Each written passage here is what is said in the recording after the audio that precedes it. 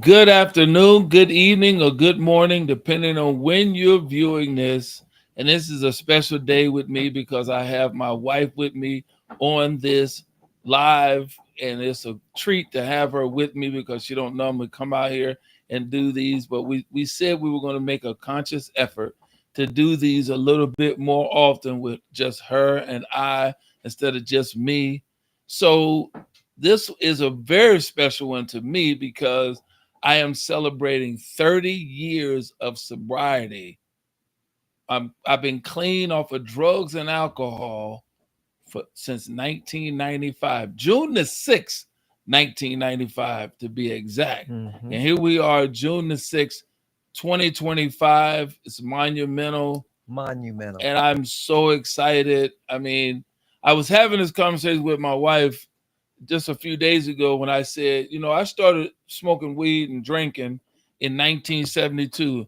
And I'm dating myself, and it's fine because in 1972, I was just going into the ninth grade, just starting high school. I graduated in 1976, but it didn't stop there. I just kept going, obviously. Now, here's a timeline on this thing. I graduated from high school in 1976, still smoking dope, selling dope, this, that, and the third. I moved to California. I'm doing the same thing.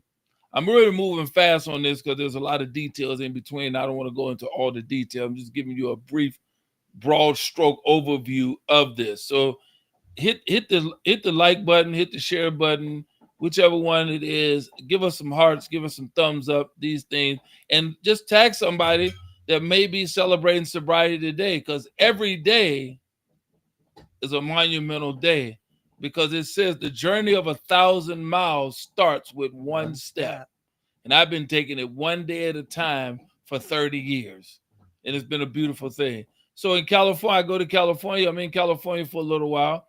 Then I joined the Marine Corps in 1979. I get out of and I'm doing drugs while I'm in the Marine Corps. Yeah, I'm not saying this to brag or impress anybody. I'm just telling you about my life. Okay, so in 79, I don't do it while I'm in boot camp, but needless to say, I don't. Anyway, I get out of the Marine Corps in 1983. I'm still doing what I'm doing. I get hired by the Postal Service in 1984. Now, from 1984 to 1995, I'm doing drugs and alcohol, ladies and gentlemen. That's bad. That is very bad. But I'm gonna take a page out of my wife's book, But God. But God. And in between there, Carolyn divorced me in 1993 as one of the results of drugs and alcohol. Yep. Yes, and we were divorced for one whole year. So that's why our title is Love Needs Regular Updates. Because, like Patti LaBelle said, what does love got to do with it? That's not Patti LaBelle. Not Patti LaBelle, I'm sorry. That was the Tina great Turner. Tina Turner. Patti LaBelle, sorry for giving me that shout out, sweetheart. And Patty's still living. Tina's going on. Right. And yeah, Tina did say, "What does love got to do with it?" So we're doing this because we started this journey. When did we start this journey on the becoming certified marriage coaches? Last November. Last November. Okay, November. Yeah, and most of you don't know this, but you'll find out. We've been coaching and counseling people in marriages for quite some time, but we just didn't know what we were doing. Basically, we were just going off the cuff. So then we partnered with a group of people out of Florida. Shout out to Greg and Julie Gorman, who are phenomenal. Yes, they are. Their training is great and it's biblically based. Mm-hmm. That's what I was looking for. I wanted to be with somebody and something that was aligned with God, because I gave my life to Christ in 1999, and I can't think of a better thing to do than what I did. And to have God reunite me with my wife was a beautiful thing there. So I don't always want to be the one dominating the conversation because I'm really excited. I'm Well, always right now you should be dominating. We're talking about your 30 years of sobriety. correct. And I'm so overwhelmed. and I'm so happy. I'm so elated, and I stayed up till 12 o'clock midnight, and I just sat there and I started thinking, and I start going back through all the years, and I said, Lord, I just want to thank you. And finally, when I went to bed, then I got up later on that morning about 6:30, probably about 6:30. I did my regular routine, and then I had already decided that I was going to start my walking journey. And so, because I hadn't walked in a long time, it's an interesting thing how all this happened. I knew I was celebrating 30 years of sobriety, and I knew I was going to start the first day of walking because I hadn't walked in a while. And it was interesting. I actually walked for 30 minutes in my neighborhood, and it was great. And I told myself starting out, I said, hey, I'm just going to take my time. I'm not going to be in a hurry. And that's what I did. And so I'm just excited. I mean, I got lots of stuff to talk about, but I know love needs regular updates. And so It I'm does. updating my wife, I'm updating you, and you got to constantly be doing that. Now, Curla's got some bullet points that she wants to share because she's like my friend in Atlanta. I can do my lives from the cuff. It's in the head. I do have to have a few bullet points, but my friend in Atlanta and Carolyn, they're similar to each other. They have a structured bullet points and things that they want to cover, and they want to make sure that they get them covered. And he might be out here watching. A shout out to our friend, Dear coach, and mentor in Atlanta, Georgia, Mr. June Collier, aka the man, is what I call him. He is a I can't even tell you the word. I can't even tell you the word I'm looking for. June saved Carolyn and I our lives from the financial perspective by us taking time out and listening. And it's one thing to listen, but it's another thing to apply it. It's just like the word. You can't just be a reader and a hearer of the word. You got to be a doer of the word. Because I can give you all the information about the scripture, what and how it's supposed to be done, line by line, precept by precept. But if you don't do anything with it and put it into action, because love is an action word, faith is an action word. So June showed us the principles, and Carolyn and I just took off really and ran with it, and we've been running with it since 2016. But the beautiful thing about it is he showed us the principles, but we did check-ins to let him know where we were and how we were doing. And that's beautiful because that's going along what we're talking about here. Love needs regular updates. Carolyn and I check in with each other. And I would recommend, if you're watching this live or you're watching on the recording, take some time out and sit with your spouse and just do an evaluation. Check in. Depending on where you are in your marriage, you might need to check in every day. Some people need to check in every week. Oh, speaking of which, this is a trifecta. What's a trifecta? 3 things in one. It's a trifecta. I know what a trifecta is, but what are you talking about? This is Friday, right? Friday. That's date night. This is celebrating 30 years of sobriety. And this is my first day back of walking. Oh, okay. It's a trifecta. Great trifecta. It's a good trifecta. Yes, all in today. And we're sharing all of it with you today. Normally, Carolyn and I, when we do date night, we go somewhere. Today, we decided that we were going to eat in. She fixed a wonderful meal. It was a 7-ounce New York strip steak. It was a cup of broccoli and a small sweet potato. And I'm telling you, it was very, very good. Very, very good. And then we just decided, okay, we're gonna sit here and we're gonna hang out with the audience on Facebook and share our life, letting them and giving some pointers. So, how many pointers are you going to share with them, Carol? I'm only going to share what I share, depending on what God tells me. I like that. I have an analytic. Listen, I married an analytical woman. One of her job titles before she had several, but the one before she became the director of human resources, she was a human resources analyst.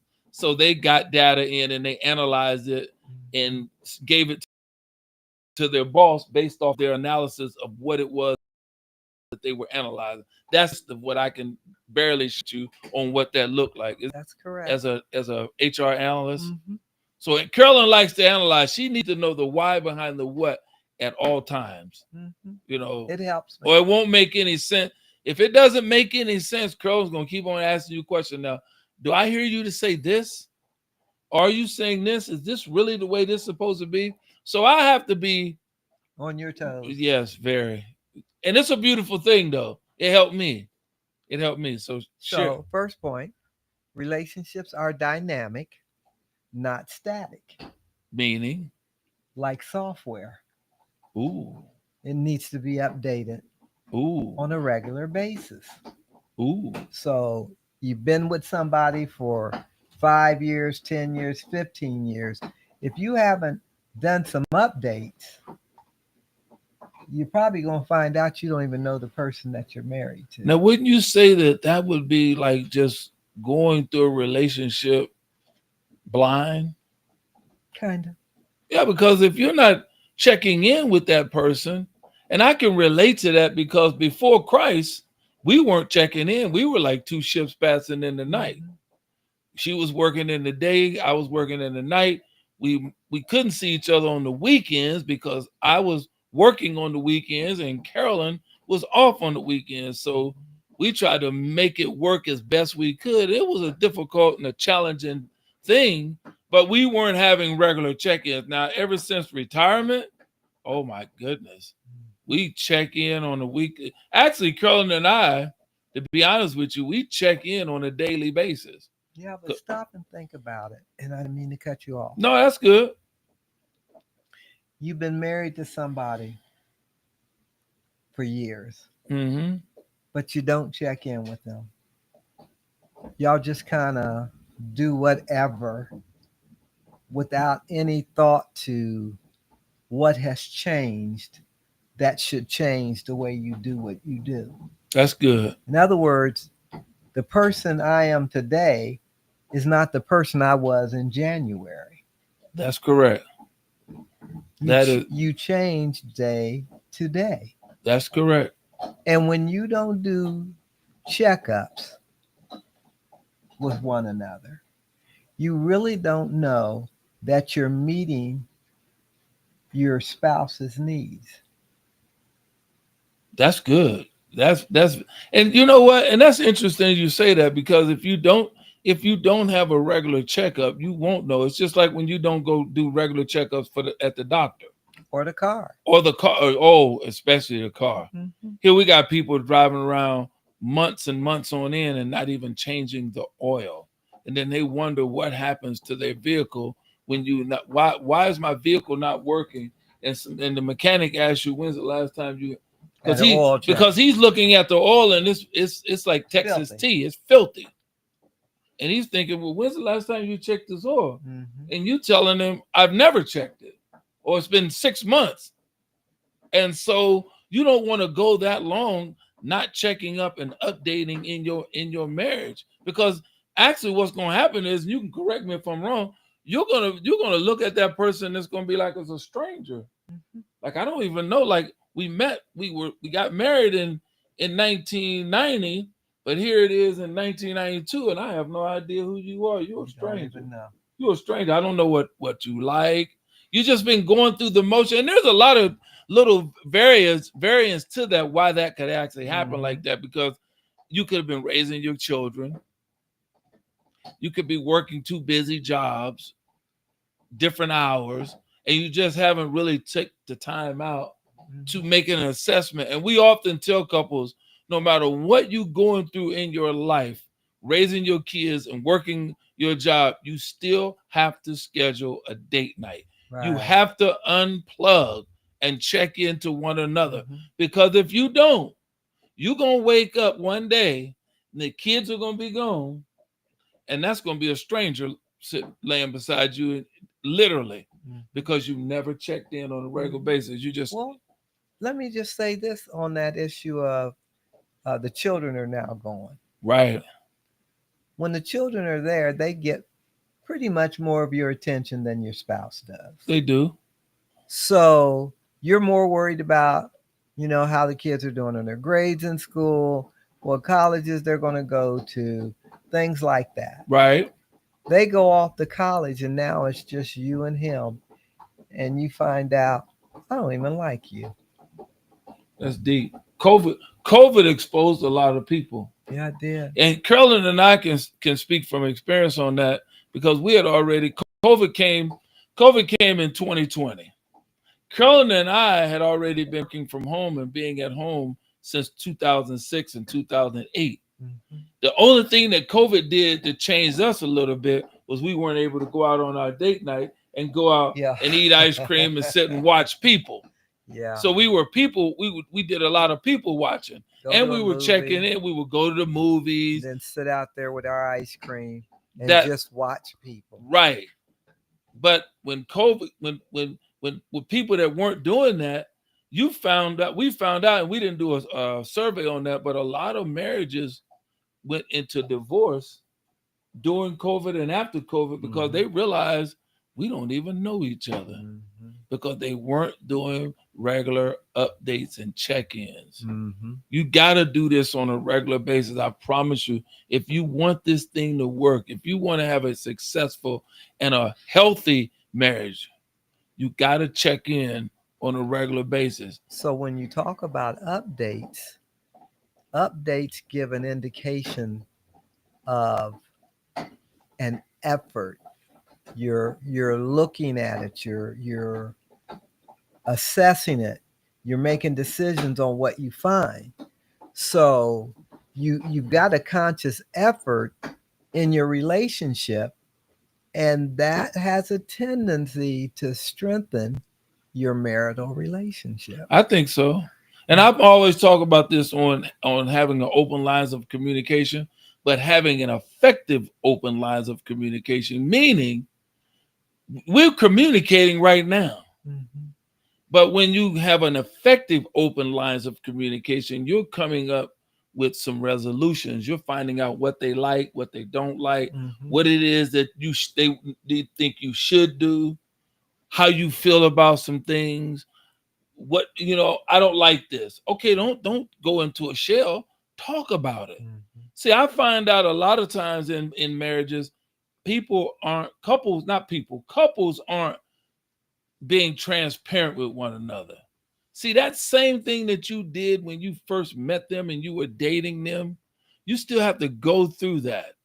Even if you've been married 10, 15, 20 years. Carol and I have been married for 36 years, and we're still friends. We still like each other. We still have open conversation. We were just playing a game that I started out being real good at it, and now it's like it's a challenge, and we may even play it today. It's called Shut the Box. And I'm going to tell you right now, it's got dice, and it's a mathematical. How will we describe that? It's mathematically how you move the numbers off the board. And there are 10 numbers. So that you can empty the board the fastest. Correct. And there are 10 numbers. So like you can start off, like when you draw, you figure out who's going to go first. So say Carolyn goes first. Carolyn has an opportunity by going first to go and wipe all 10 numbers out. And I never get a chance to roll the dice. Roll the dice. Yeah. And you have to be strategic on what numbers you take off. And there are 10 numbers. It's a real good strategy. It's a real good thinking person's game, but it's stimulating. You get to have good conversation with your spouse, and you can do this game with other couples. That was the beautiful part about it. So we do a lot of these things because we don't want our marriage to become stagnant. Because stagnant water, if it's not flowing, what does it do? It stinks.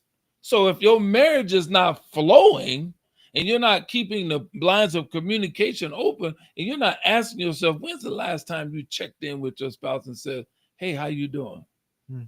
How's everything today? Is there anything I can help you with? Those little things, it doesn't have to be nothing deep and big. It just has to be simple and consistent. So you got to do this thing consistent. So just give them. We're gonna close this up. I want to thank each and every one of you for coming out here because I know you could have been anywhere, and you spent a few minutes with us here. I definitely want to come out here and share my excitement of celebrating 30 years of sobriety because that is no small thing. I mean, I was a total mess. I drank to get drunk. I smoked to get real, real high. Then it became an addiction to where I couldn't do without it. I remember times when I would be on my way to work, and this is the sad part about it. I would be smoking crack on the way to work. Yes, it was bad. I was bad. Mm-hmm. I was bad. I mean, it was bad. Addiction is horrible. Addiction is ugly. It's ugly, and I firsthand seen that.